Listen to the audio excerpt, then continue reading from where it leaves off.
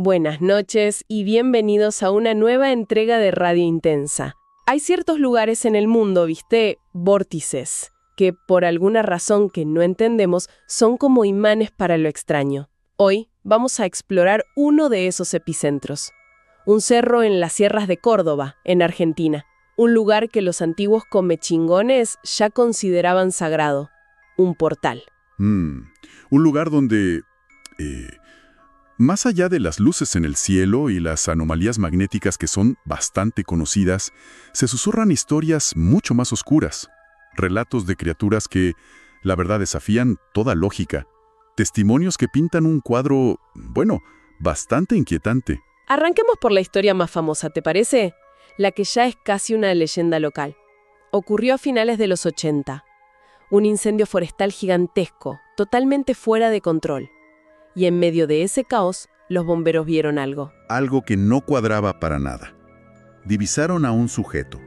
Lo describieron como un hombre de una estatura, imponente, vestido de negro de pies a cabeza, con una especie de capa y un sombrero de ala ancha. Pero lo increíble, lo que no tiene sentido, es que según ellos, este ser estaba provocando los incendios. Él los estaba empezando, no estaba escapando del fuego. Exacto, deliberadamente. Cuando intentaron acercarse, el personaje empezó a correr a una velocidad y con una agilidad que ellos describieron como no normales. Una agilidad inhumana, decían los reportes. Totalmente. La persecución termina en un promontorio rocoso. El ser llega primero y, sin dudarlo un segundo, da un salto prodigioso al vacío. Un salto. ¿A cuántos metros de caída? 80 metros. Los bomberos se asomaron y vieron una caída de 80 metros. Y después lo vieron abajo, corriendo por el lecho de un arroyo hasta que desapareció en una cueva. ¡Qué bárbaro! Pero esa aparición conectó con otras cosas que pasaban ahí, ¿no? Ahí está la clave. El encargado de una estancia cercana, un hombre mayor al que vamos a llamar Don Anselmo, rompió el silencio esa noche. Les contó a los bomberos que esa cosa no era nueva para él. ¿Cómo que no era nueva? ¿Ya la había visto antes? Peor. Don Anselmo contó que años atrás empezó a encontrar animales muertos en su campo, desangrados, con un solo y pequeño tajo en el cuello. Un día, mientras recorría el terreno, su caballo se negó a avanzar. Se plantó. Y sus perros gemían de pánico. Se bajó del caballo, escopeta en mano, y al asomarse por una loma vio una escena de terror. El mismo ser vestido de negro estaba agazapado sobre el cuello de una vaca que agonizaba. No te puedo creer. Al gritarle, la criatura se enderezó. Anselmo no pudo verle bien la cara, solo que era oscura, pero sí vio sus ojos, unos ojos amarillos, brillantes, y dientes afilados en una mueca horrible. Y el ser avanzó hacia él. Se le fue encima. Don Anselmo disparó su escopeta, un tiro que, según él, podría derribar a un toro. La criatura solo trastabilló. O sea, no le hizo casi nada. Casi nada. Disparó una segunda vez, y esta vez sí cayó. Y acá viene el gran dilema. ¿Qué haces con eso? ¿A quién llamas? Exacto. El caballo no se quería acercar al cuerpo. Temiendo que lo tomaran por loco si iba a la policía, decidió arrastrar el cadáver hasta esa misma cueva junto al arroyo. La misma cueva, donde lo vieron desaparecer los bomberos. La misma. Y lo enterró ahí, tapando la entrada con piedras enormes. Y acá es donde la historia se vuelve realmente escalofriante, ¿no? Totalmente, porque meses después, Anselmo encontró otra vaca muerta. De la misma manera. Fue a la cueva. ¿Y las piedras? Las piedras que la sellaban habían sido empujadas, desde adentro hacia afuera. La tumba estaba vacía. Mira vos, no es un monstruo, es algo que vuelve. Y este evento no es aislado, para nada.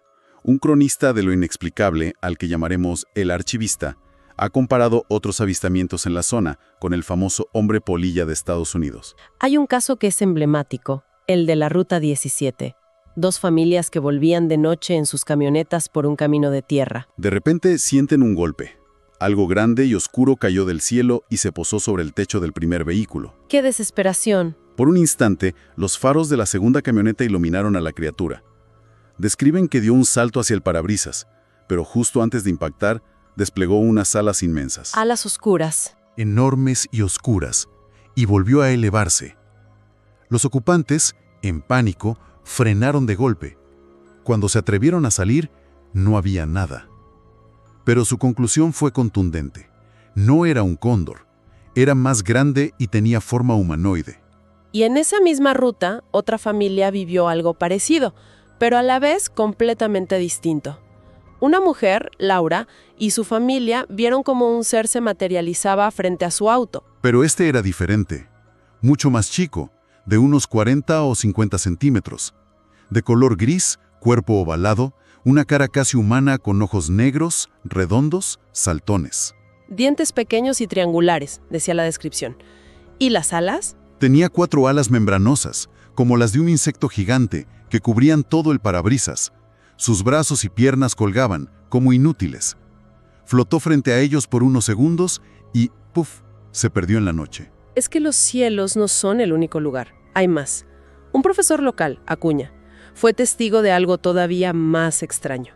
Tenía una cacatúa muy sensible a estos eventos. ¿Como un detector? Un día, el pájaro empezó a gritar, aterrorizado. El profesor miró al cielo y vio 2 anillos metálicos, como de acero, girando en el aire. Uno desapareció detrás del cerro. Días después, usando un catalejo, creyó ver gente en ala delta. Pero no eran aladeltas. No. Al enfocar, se dio cuenta de que eran pájaros enormes, aves que parecían prehistóricas, salidas de otro tiempo. Y acá viene la conexión. Exacto. El pájaro volvió a gritar como loco. Uno de los anillos metálicos apareció de nuevo en el cielo, y las aves gigantescas volaron en formación detrás del monte, como si estuvieran siendo guiadas. Arreadas. O arriadas. Y la lista sigue, ¿eh? Un antiguo comerciante de la zona, don Mateo, recopiló durante años los relatos de policías y bomberos. Es un catálogo de horrores. A ver, repasemos esa lista. Una araña de 15 metros. ¿15 metros? 15 metros. Avistada durante la dictadura militar. La búsqueda, dicen, fue un secreto de Estado. Increíble. ¿Qué más? 3 criaturas verdes de poco más de 1 metro, con dientes largos, que hacían ruidos de perros al comer. ¿Qué detalle ese? El ruido. Y un ser simiesco, marrón y de ojos rojos, perseguido por bomberos hasta que saltó por un barranco y siguió corriendo. Posiblemente otra visión del espectro incendiario. Volviendo a esa primera leyenda, a la cueva. Sé que un grupo de investigadores de lo paranormal intentó acercarse. Lo intentaron, sí, pero no pudieron. ¿Cómo que no pudieron? Relataron sentir una fuerza negativa abrumadora. Algunos sufrieron dolores agudos de estómago, vómitos. Otros sentían que les faltaba el aire, como si un peso invisible los aplastara. Una barrera psíquica, digamos. La conclusión fue unánime. Lo que sea que habite ahí no quiere ser molestado. Humanoides alados, entidades incendiarias que regresan de la tumba, aves prehistóricas, arañas gigantes. La variedad de relatos es desconcertante. Las leyendas locales hablan de salamancas, cuevas secretas donde se practicaban antiguos ritos. Y la pregunta que surge es inevitable, ¿no? ¿Son estas criaturas el resultado de esas prácticas? ¿O son guardianes de algo más? ¿Quizás de un mundo subterráneo del que no sabemos nada? Aunque muchos descartan estos casos, la cantidad de testimonios y las similitudes entre ellos siguen siendo un enigma profundo en el corazón de Argentina. Gracias por acompañarnos en este viaje a lo desconocido aquí en Radio Intensa. Si esta exploración les pareció interesante, no olviden suscribirse, darnos un like y dejar sus comentarios. Nos ayuda a seguir trayendo estas historias desde la penumbra. Se dice que estas entidades no desean ser investigadas. Y esto plantea una última reflexión. ¿Qué sucede cuando la curiosidad humana insiste en mirar hacia el abismo? Que descansen, si pueden.